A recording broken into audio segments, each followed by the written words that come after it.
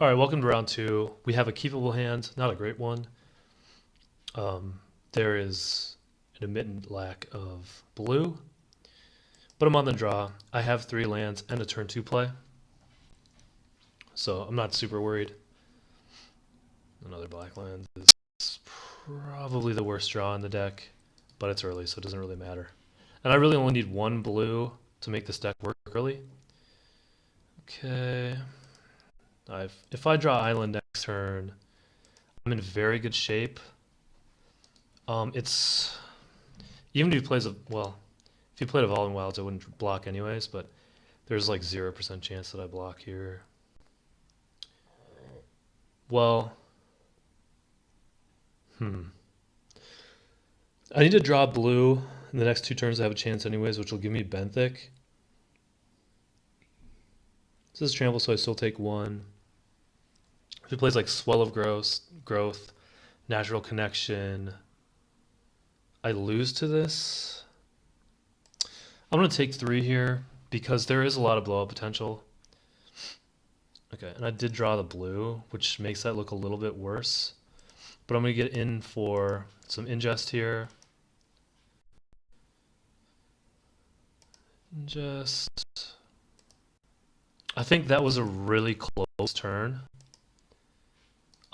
And it's possible that he did have something like Swell of Growth, and playing it would have put me effectively too far behind to recover. Hedron Archive.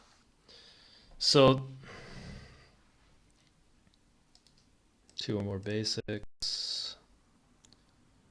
So what's he got in graveyard, and do I care about it?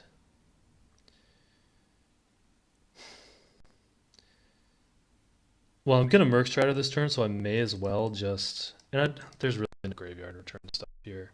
The returning a specific card seems really irrelevant in this set in limited. So I'm just gonna put that one back, and then go for 3. I'm sorry about that. Get 2 more ingest triggers. Make sure I auto ES these ones because they remind me of Grafton. Modern Masters in a lot of ways. Not as ridiculous, but.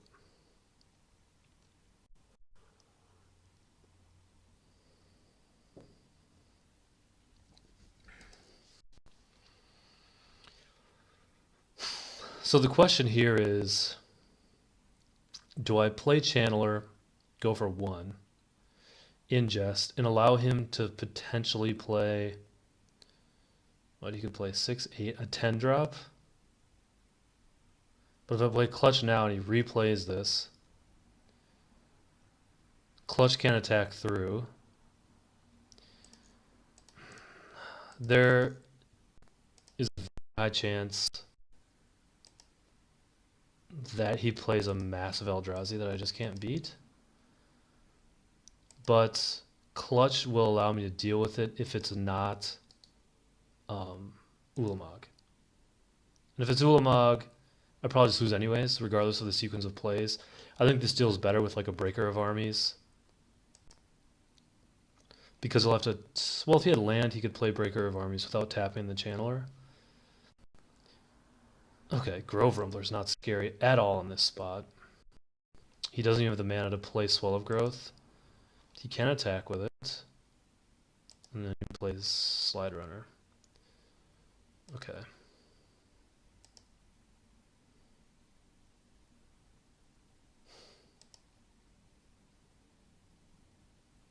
so I need to play a land beforehand.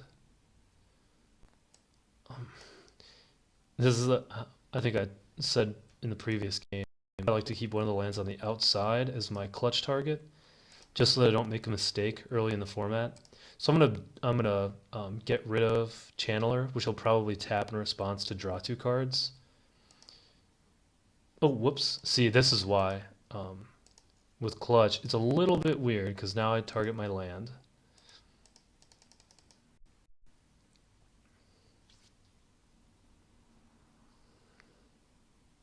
Yep, and sack that, draw 2.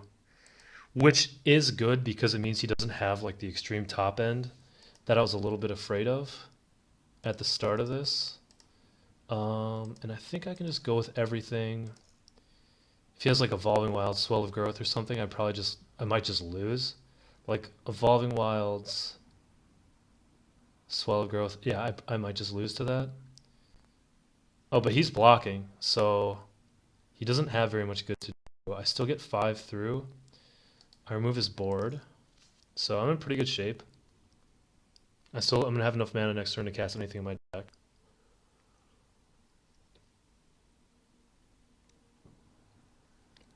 So he still has enough for Swell of Growth here, which is why I'm just gonna lead with Merc Strider, which was a fantastic draw. And this is exactly what I envisioned my deck doing. And one of the reasons that this archetype is going to be very strong in the format. I'm just going to return a mountain. And then attack for, what is that, 7? So not quite there. But red-green has no board clear. And he's on a turn 2 clock just from Benthic. Yeah, so that's it. So red-green landfall. Was I on the, I actually can't remember if I was on the play or the draw there. But it's very relevant. That makes this a little bit trickier. I mean, Anticipate seems slow and dirtily, but I don't have another early play. Sludge Crawler requires me to invest too much mana into it. And in fact, I haven't even drawn this yet, this tournament, to know whether or not it's good or not. I think that this deck lines up pretty well against his doing. 3 Merc Striders and a clutch.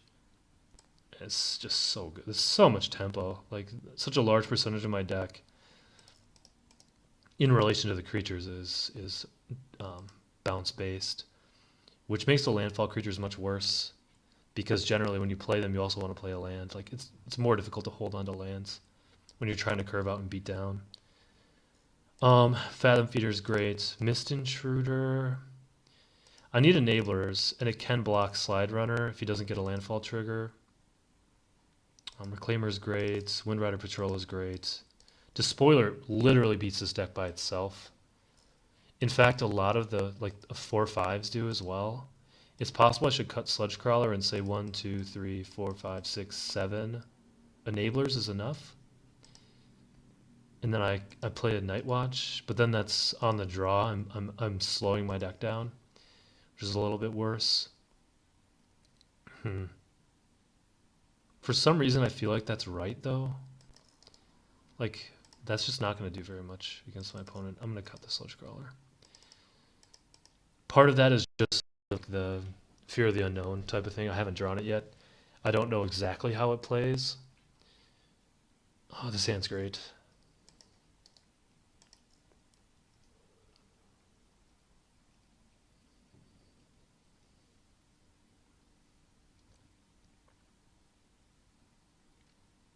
The last draft I played, I actually had a Hailmar Tidecaller and 4 Clutch of Currents, 2 in my sideboard to start, 2 in the main deck.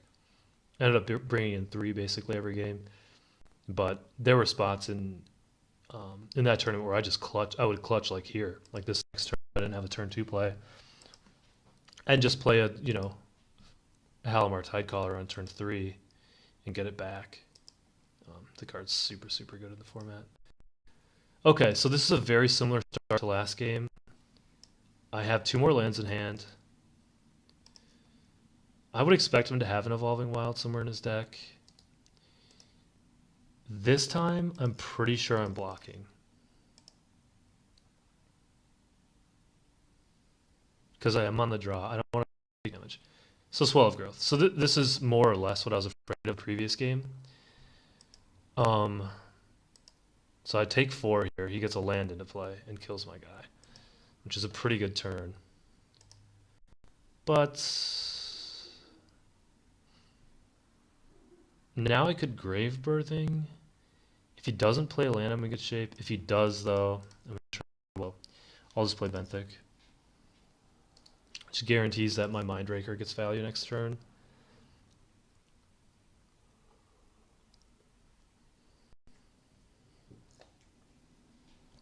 Again, that's fine. Okay. So this is an interesting turn. He only has 2 cards in hand, so Let's see what happens here. If he just attacks... Oh, this is so good for me. Holy crap. So, this is insane here. I cycle this card away. If he doesn't have a Swell of Growth, I kill this. Oh, man. That feels good. That feels really good. That was absurd because now if I draw Myers Mouse, it's just game over. Okay. I mean, he's gonna be able to play. What's the likelihood that my discard doesn't tag anything next turn? Not super high. Um, I think I'm just gonna take the option of playing Channeler here because it gives me the option, 6, 8 mana to play something like both of. Well, I wouldn't be able to play both of these, but it gives me a little bit more mana to work with. So this guy isn't scary at all, in my opinion, anyways. He's just too easy to bounce.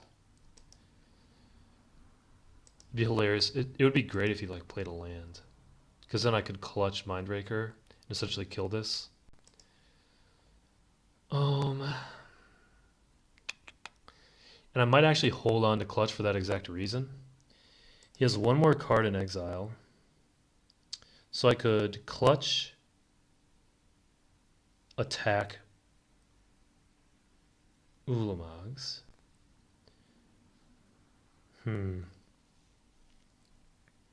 This is a hard turn, but I think my best play is just to clutch here. I go 1, 2. Oh, see, this, yeah. So this is why I like having lands that I can separate. So this land, 1, 2, 3, 4, 5. Because it's a huge deal if you miss out on that 3 damage.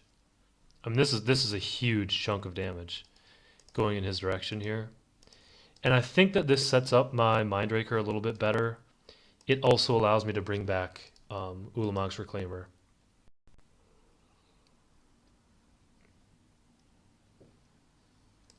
Or to use Ulamog's Reclaimer in such a way that I can bring Clutch back. So Colosseum and Nightwatch. Still only has one card in exile. I could just make him discard his last card and then just basically play to the board and try to win that way. And then use Ulamogs to try to get clutch later. Otherwise, what I do is I play a land, Ulamogs. Hold on. So if I Ulamogs, play a land, I have four mana. Oh, but I don't have a way to force him to discard. I could bring back Gravebirthing, cycle it, get a 1/1, which would block this for a turn. Give me an enabler, make him discard his last card. God, that seems like my best play. I'll do a deal later, I think. So for that, I need to leave a black open.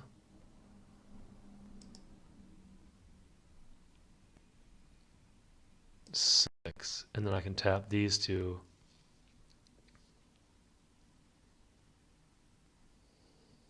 Clutch does make this a 6/6 though.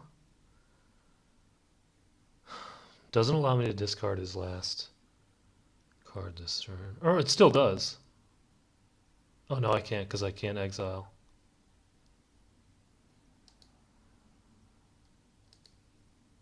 Is this 1 or 2? I think it's 1. How important could his last card be? I don't think it can be that important. I'm going to clutch back. We'll give him Swell back to his graveyard. And then I'll go 1, 2, 3. Play Mindbreaker. It would be nice to have one more card in exile, but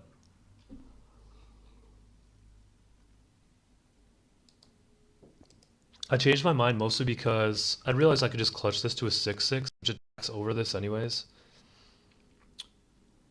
He has enough land to start activating this. Okay. So he's got real cards. I mean, clearly, I just double block. It's not even a hard decision. Okay. Oh, and I have Merc Strider, but I, again, don't have a way to enable. So, cast with Awaken. Let's just bounce this, to be honest. So you can replay for 3. Then he's got, so that would be, so say 3. Then he's got 4, 5, 6, 7. One land would make him able to ping something, but it doesn't really matter what he pings. Whatever. Let's throw the Channeler back. It's just better. 1, 2, 3, 4, 5. And then let's go for 10. He's going to be forced to block very soon. I think we're in pretty good shape here.